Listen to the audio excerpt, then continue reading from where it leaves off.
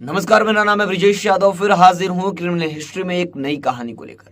आज की कहानी तंदूर कांड की कहानी है। 2 जुलाई 1995, गोल मार्केट, नई दिल्ली, सरकारी फ्लैट नंबर 82A। रात के 8:30 बज रहे थे। दिल्ली का ये सरकारी फ्लैट, रूम नंबर 82A। 8:30 बजे के करीब अचानक इस सरकारी क्वार्टर के फ्लैट नंबर 821 से गोलियां चलने की आवाज आती है।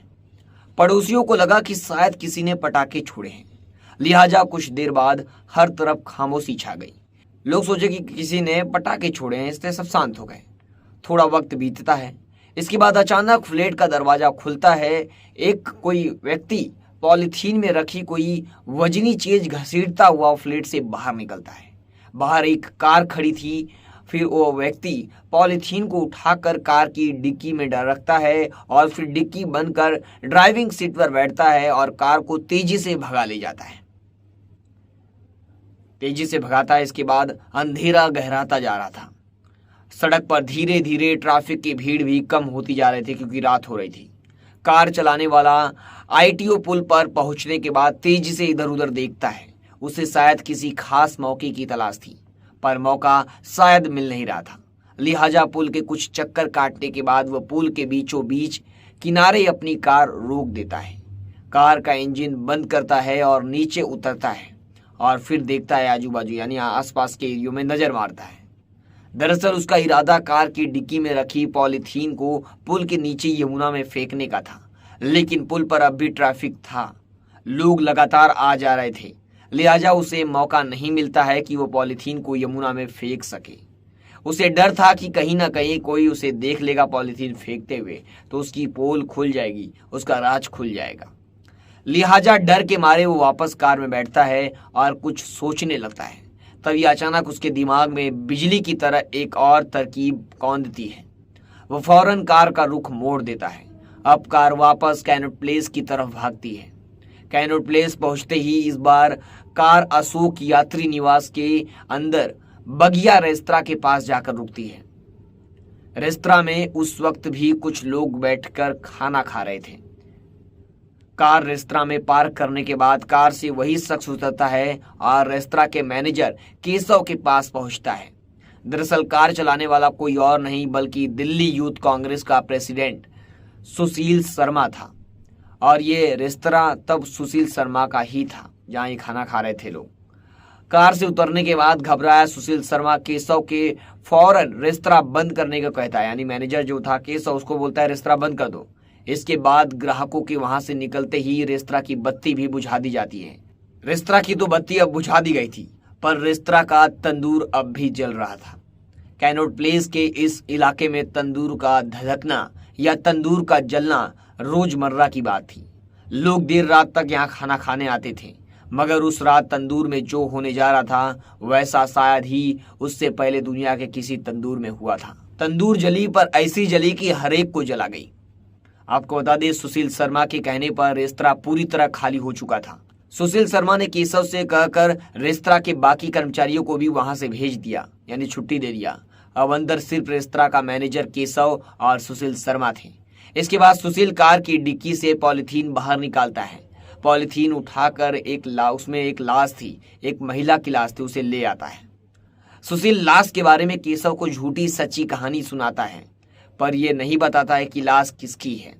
इसके बाद केशव के साथ मिलकर वह रेस्तरा के चाकू से लाश के टुकड़े टुकड़े करता है।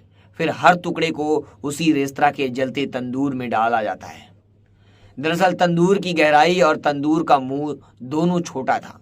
पूरी लाश एक साथ तंदूर में नहीं जा सकती थी, इसलिए दोनों लाश के टुकड़े कर तंदूर में डाल रहे थे। अब टुकड़ों में बटी हुई पूरी लाश तंदूर के अंदर थी, पर तंदूर ठीक से जल नहीं रहा था। तब आग की लौ तेज करने के लिए सुशील ने केशव से मक्खन लाने को कहा, क्योंकि आग जल नहीं रही थी। अगर मक्खन या घी डाला जाता है तो आग तेजी से जलती है। मक्खन रेस्तरा में पहले से था। अब दोनों मिलकर तंदूर में मक्खन डालने लगते हैं। तरीका काम कर जाता है, आग की लौ तेज हो जाती है, पर यहीं एक गड़बड़ हो जाती है, यानी एक बहुत बड़ी गड़बड़ी हो जाती है। दरअसल तंदूर में डालकर इंसानी लाश भूनने का काम अब भी जारी था कि मक्खन की वजह से तंदूर से उठने वाली आग जो तेज लपटें थी और धुआं के गुब्बार थे जो, और इस तरह के बाहर फुटपाथ पर सो रही सब्जी बेचने वाली एक महिला अनारों की नजर पड़ जाती है उस पर। अनारों को लगता है शायद रेस्तरां में आग लग गई है, लिहाजा अनारों चीख कर शोर मचाने लगती है। अनारों की चीख पास में ही गश्त कर रहे दिल्ली पुलिस के सिपाही अब्दुल नजीर गुंजू के कानों तक पड़ती है। सिपाही गुंजू अनारों के पास आता है और फिर रेस्तरां में उठती आग के लपटों को देखकर रेस्तरां की तरफ दौड़ पड़ता है। और इसी तरह सामने आती वहसीपन की वह रोंगटे खड़ी कर देने वाली कहानी जो सालों तक सुनी और सुनाई जाती रही, ये पूरी कहानी तब सामने निकल कर आती है कि ये दोनों क्या कर रहे थे। ये पूरी कहानी सामने आ जाती है सभी के। रोंगटे खड़ी कर देने वाली इस वारदात के अगले दिन अखबारों के जरिए एक खबर दिल्ली यूथ कांग्रेस के एक नेता मतलूब करीम को मिलती है। मतलूब करीम सामने आकर पहली बार यह खुलासा करता है कि तंदूर में जिस महिला को भूना गया उसका नाम नैना साहनी है। सुशील शर्मा की बीबी नैना साहनी, वह मतलूब करीम ही था जिसने पहली बार शक जताया कि नैना साहनी का कत्ल किसी और ने नहीं बल्कि खुद उसके पति सुशील शर्मा ने किया। हादसे के बाद से ही सुशील शर्मा गायब हो चुका था, लिहाजा पुलिस का शक यकीन में बदलने लगा। पर सवाल यह था कि आखिर सुशील शर्मा ने अपनी ही बीबी का कत्ल क्यों किया, और कत्ल किया तो क्यों किया।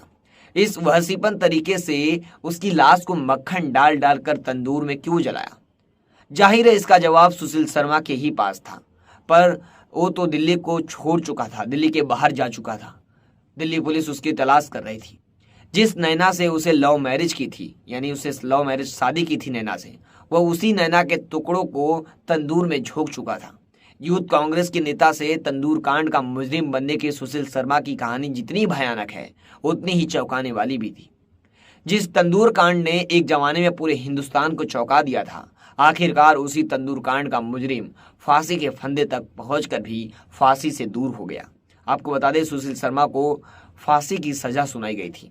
फिर उसके बाद कई सालों के बाद मंगलवार को सुप्रीम कोर्ट ने सुशील शर्मा की सजा फांसी से बदलकर उम्र कैद में तब्दील कर दी।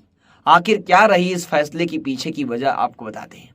देश के सबसे खौफनाक और चौंकाने वाले मर्डर केस का यह मुजरिम पिछले 10 सालों से अपने सिर पर मौत की तलवार लिए घूम रहा था, क्योंकि इतने ही दिन पहले 7 नवंबर 2003 को ही लोअर कोर्ट ने उसकी करतूत को रेयरेस्ट ऑफ रेयर के दायरे में रखते हुए उसके लिए सजाए मौत का ऐलान किया था।